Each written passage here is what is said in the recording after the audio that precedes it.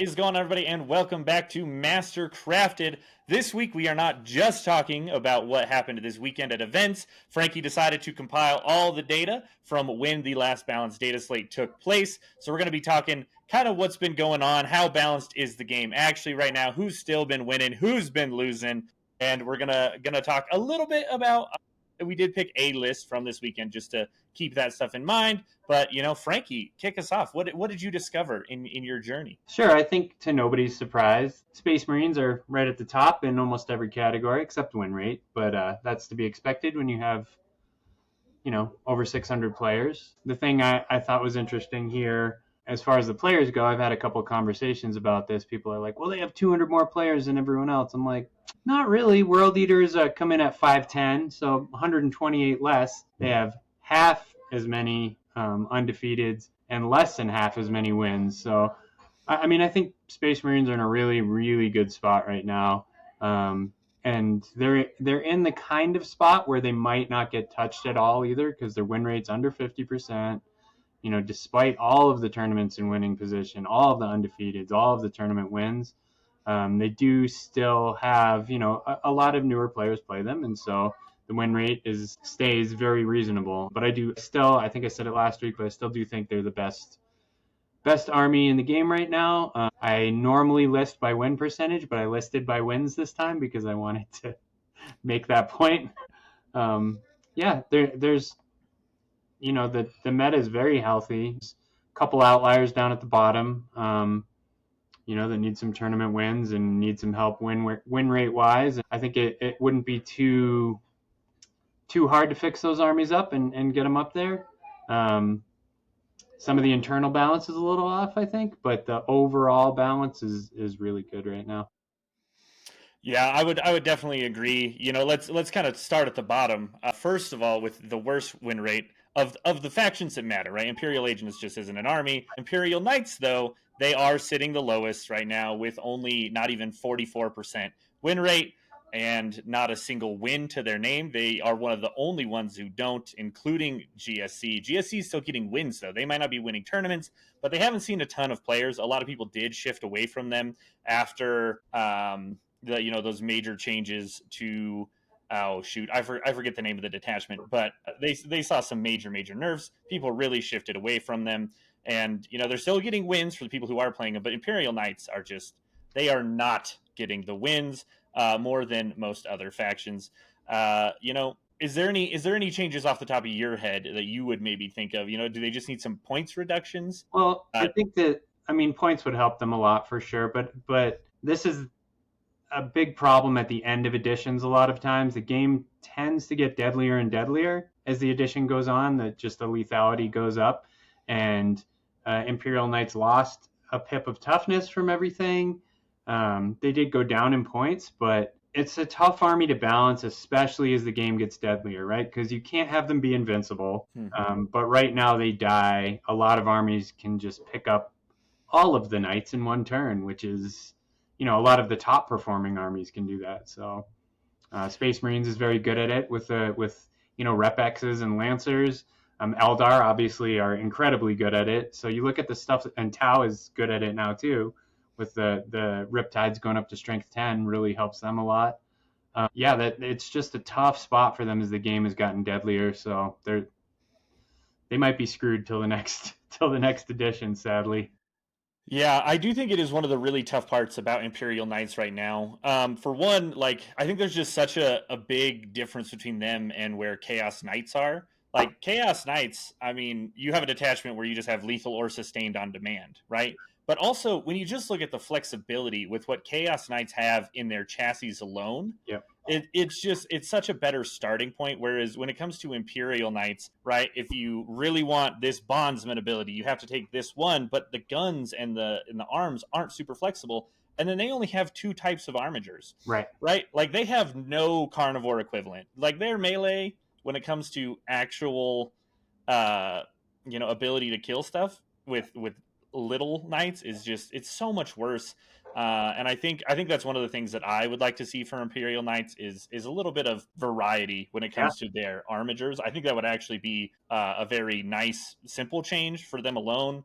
Because right now I don't know. I do not like the choices they have. The Helverin is just without a ton of AP with cover everywhere. It really doesn't seem like it accomplishes much. One, I think demon allies also are Hmm. super helpful for Chaos Knights, and you can ally stuff in with Imperial Knights, but it doesn't really do the same thing. You don't have Nurglings, right? Like you don't Right. have little deep strike screening cheap unit that causes all kinds of problems, and um, yeah, I think that's a big problem for them too. Yeah, yeah. It just feels like they're lagging behind technologically from their chaos brethren. Yep. Yeah. Up next, you've been trying to find other things to play besides EC, but they Yeah. are the next lowest thing on the list. With just more models, right? More options would be nice. Maybe some predators, things Yeah. like that. I mean, that's my if I had to, I had a discussion on Reddit the other day, and someone was asking what your wish list would be for EC, and number one would be a long range shooting platform of some kind. Predators would be awesome. Forge Fiends would be amazing. Next would be a cheap unit, like any trash unit would be nice. Cultists would be amazing. You give me those two things, and I don't even think anything else would really have to change that much. I'd like to see some internal balance shifts. I played around with lots of stuff in this sort of experiment mode between tournaments, and it's really clear to me that Coterie is by far the best attachment, which we already knew, but like I really tried to make some other stuff work, and I'm struggling. Maybe I'm just not smart enough, but it's been hard for me to make other detachments work. Yeah, and I don't know. I think it is one of those things where, as you were talking about, right? You don't really have any cheap trading pieces, right? Mhm. You're not spamming a bunch of spawn even as the cheapest thing that you could take, and it's just like They it don't it trade that really well either. They're not. yeah They don't. They don't have the volume of attacks that the World Eaters one has. They don't do mortals when you hit them like the Death Guard one. Yes, they can advance and charge. Yes, they have a cool reactive move, which is awesome. But they can't. You cannot count on them to pick up a like unit of Scout Marines, for example. Like they aren't going to do it most likely. Which unless you get very lucky. That's yeah, the Death Guard one has extra AP and you know does mortals when you hit them. So and obviously the World Eaters ones are amazing. They absolutely slap.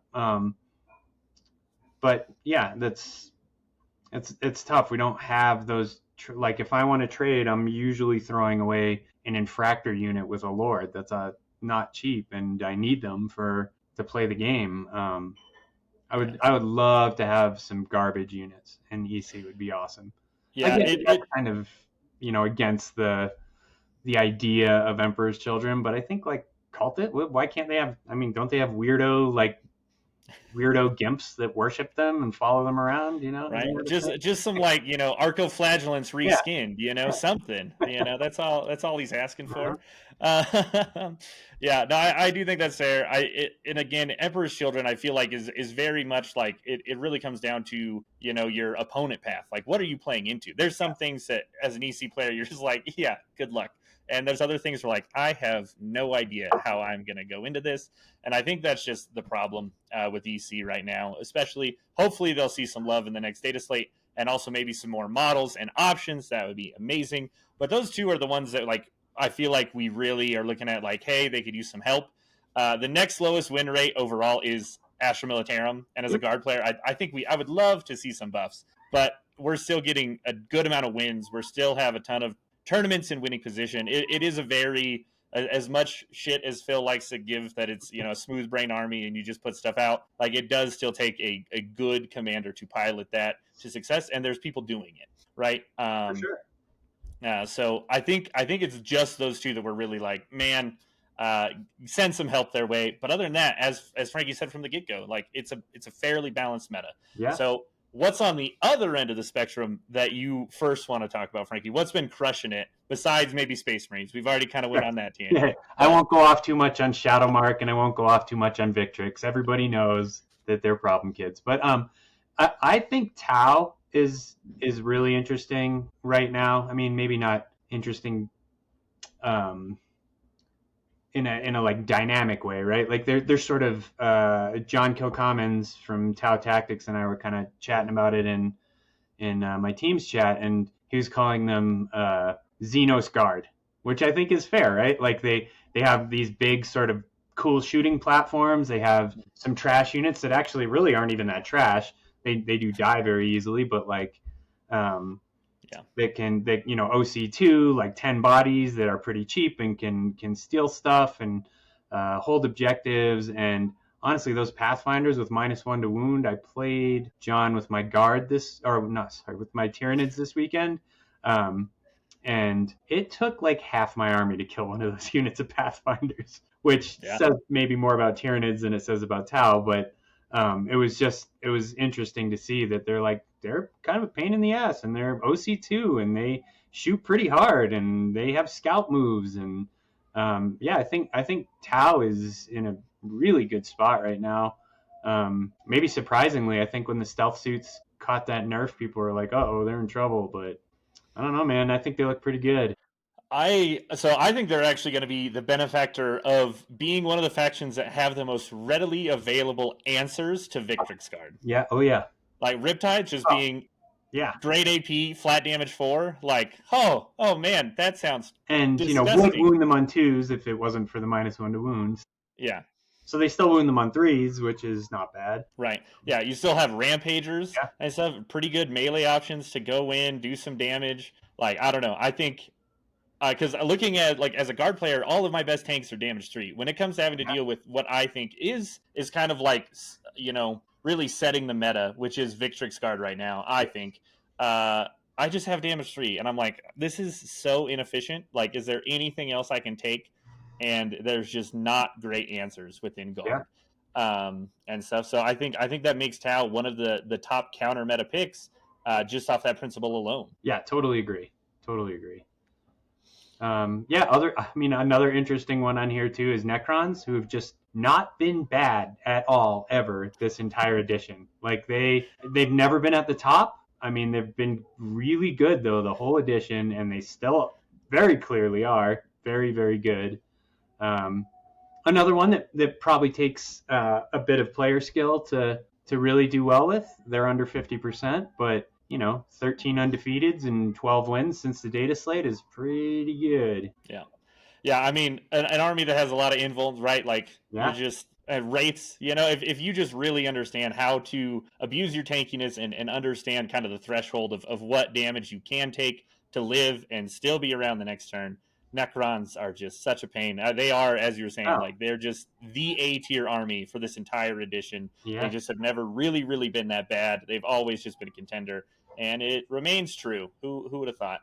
Sisters and Eldar, both. We've already talked about it in previous episodes. Just at the top of the meta, hard to deal with Eldar with all their shenanigans, getting not even really nerfed in this last data slate, and like some passive buffs for things that still aren't getting taken a ton because people are just still taking what was great. They're in a good spot. Eldar, they hard counter so many things just with their movement shenanigans in multiple phases. They are a real problem for lots and lots of armies. I think it's interesting to see Drukhari actually, now that we actually have some data as people are figuring them out.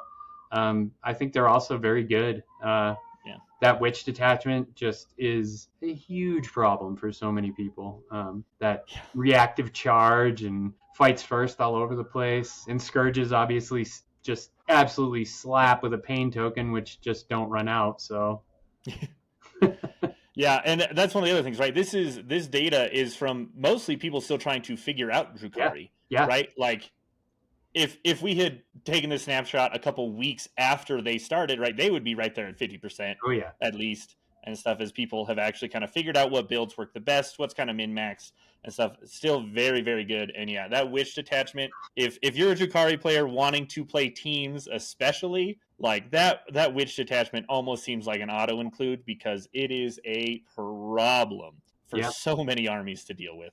No, I think that's really fair. One of the other things that I think stood out is the fact that, like, Adeptus Custodes, right? We haven't really been like, oh man, they've been crushing it, but I wouldn't have expected them to be this high in terms of number of wins. I think they're actually kind of back on the menu after Death Guard got released, and then it was Knights everywhere. Everybody was just crushing Custodes whenever they saw them, and they really kind of fell off this summer. But it's nice to see that without really any major buffs, they are back on the rise. And it's kind of cool too. It's not all Lions either. Mm-hmm. There's a couple other weird ones in there that won some stuff as well. Although Lions, man, I don't know if you've played against that shield captain who reduces damage to 1 multiple times. Yeah, it's a problem. God, it's a pain. Yeah. It's like when Lions came out, we're like, dang, this is good. Yeah. And then all year long, it's just been like, oh, okay, all right, well, that's fun to deal with. But now, like, Lion stuff is still good, but you're just like, oh, I can deal with that. Yeah. Compared to I'd still rather deal with this than some other stuff. I mean, they're solid. I think they're still a solid army. They're right where you would want any army to be. I feel like they're not overpowering. They're not getting wiped out all the time. They definitely, if you're a solid player, you can make them work. They have some advance and charge in there. They have some, damage reduction. They're probably a little too easy to kill a lot of the times. There's a lot of 3 damage in the game, but I think that they're in a good spot. That probably won't get touched at all in the data slate. Which is kind of where you want to be. Yeah, with Wardens, sometimes 2 up, 4 up, 4 up is enough to just scam somebody and be like, well, now you lose the game. Yep. And then the last major thing I feel like we got to talk about here is what's going on with AdMech, man. They got all those undefeateds and only 5 wins. I think that's what happens when you're in a 5-round tournament and the top 3 players are all AdMech players. Then only one of them gets to be. They're all undefeated, but only one of them gets to be. Only one of them gets to be the champ. So yeah, fair enough. They have been crushing it. They've just been standing in their own way to kind of slow everybody else down. Everybody who has had an AdMech army, all edition, they've been wanting to play. They get this major buff. They all bring them out, and now they're just preventing each other from winning. Dude, I think that's spot on. That's a great take. That was the one number on here that I had to look up like a bunch of times. I get that there's going to be lots of undefeateds that don't win. In most armies are going to have more undefeateds than tournament wins. But that one was like 17-5. I had to check. I checked like 4 different sources just to make sure I wasn't screwing something up. And it looks like it is accurate. I could still be wrong, but it does look accurate from the 4 different sources I checked. So. Yeah. It makes enough sense to me. The last thing that I want to do real quick is shout out our buddy Trey, who is on MHM with Frank. He is repping 2 out of the 3 Chaos Space Marine wins on this table. And he's played a couple times on stream. So if you have questions about CSM, I'm sure he would love to get some text in the Discord. Bug Trey about that. See how he's making that faction work. And they've only got the 46% win rate. So if you're a CSM player, be sure to hit him up in that chat. But other than that, unless you got anything else regarding the data since the update? No, man, I'm super happy with the meta. Buff my Emperor's Children, please, a little bit. I'd love a new Tyranids detachment in this Grotmus nonsense, but I don't know if it will even help them. Sub Assault's good. Invasion Fleet's still good. Not really the play style that I enjoy, but they're both solid still. So. I mean, when in doubt, just give them Oath, right? I feel like that's what we've learned. That's what they did for AdMech. Tyranids, your Oath is on the way. Old James Workshop is going to hear this and that would be great. Drop that detachment. You guys are relevant again. Maybe the Tyranid Prime with Whip will give full rerolls to his unit. We'll take that. Go. That'd be great. All right, we are going to talk about one list from this past weekend. It was at the OBSEC Presents Perth GT. It was 60-some players, I think like 66. But Matthew Dean here was running a Champions of Faith Adeptus Sororitas list and did go 5-0. We really did like the name of the list. No, you don't understand. It's actually a really niche list with a lot of counterplay potential and interesting tactics that can be interacted with by my opponent with high stakes, fair dice rolling. So honestly, I think it's one of the most balanced armies and by extension, the most fun army to play both for me and my opponent, really. Yes. Yeah, that is the conclusion I would reach to after seeing this list. Champions of Faith, for those who may not be aware, basically turns your sacrosancts into battle line, gives them extra OC when they're not battle shocked, and he has decided, we'll jump down real quick, and he took a full 3x10 of those with Hospitaliers. So if you don't know what that means you have 10 bodies that are all -1 to wound, have a 3-up save, 4-up invuln, and a 5-up feel no pain that are all OC2. The other thing the detachment does is you get to pick 3 units. They get +1 to move, +1 leadership, and also +1 ballistic skill if they and weapon skill, both. And weapon skill, yes. Yeah, can't forget that. If they are either a Sacrosanct unit, a Paragon Warsuit unit, and I believe a Battle Sisters squad unit. Yep, Battle Sisters, Sacrosancts, and Paragons, yep. Yeah, and so basically, Sacrosancts are generally good and a problem. And then if you don't kill them off, the nice thing too is with Hospitalier, you just pay 1 miracle dice in your command phase, and you get D3+1 back. So if you don't kill them all, they're just going to continue to come back and continue to be a problem. And giving them +1 to weapon skill, who would have thought? That sounds great. Man, but we have +1 movement with regenerating guys adds a significant amount of mobility too. Yep. Yeah. So you got those 3. You have Morven Vol, and then you have Saint Celestine, 2 Immolators, 1 Castigator to stack some AP, the 3 Sacrosanct units, 2 units of Dominions, the unit of Paragons to go with Fall, and then 2x5 Retributors, and a unit of Sanctifiers. If you did not catch on, obviously Paragons have plenty of multi-meltas, but why not throw in 2 more Retributor squads for even more meltas, and then on top of that, in your Dominion squads, let's throw some Melta guns in there. So, and you wonder why Imperial Knights cannot fucking win.